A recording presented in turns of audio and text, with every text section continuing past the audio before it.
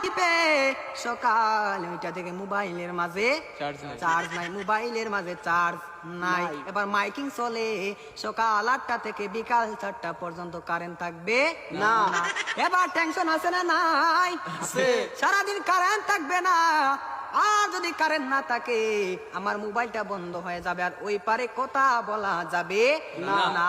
এবার ওই পার থেকে রাগ করবে কি করবে না? করবে। এবার যখন বিকাল 4টা বেজে গেল, যেই মাত্র কারেন্ট আসলো আর মোবাইলটা চার্জে লাগাইয়ে টিপানো আরম্ভ। এবার মেসেজ করে হাই। এবার গিয়ে দেখে ওই পার থেকে ব্লক করে দিছে, ব্লক করে দিছে। এবার ছেলেটা তো টেনশনে আছে, হারে ব্লক করে দিল, আমাদের তো ভালোবাসা কোথায় গেল।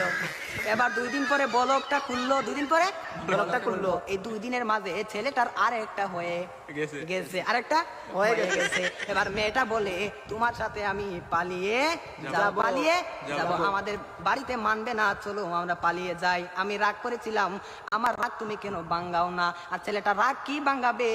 এই 2 দিনের মাঝে আর একটা কপালের মাঝে জুইটা গেছে।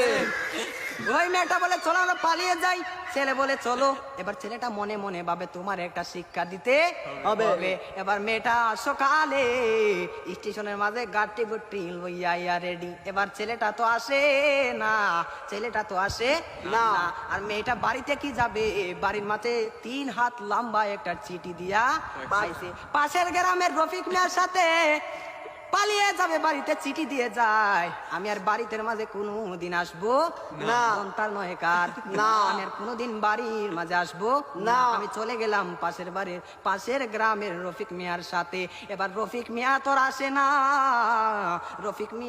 আর আসে না, এবার 1 ঘন্টা চলে যায়, 2 ঘন্টা চলে যায়, ছেলেটার মোবাইলে বন্ধ।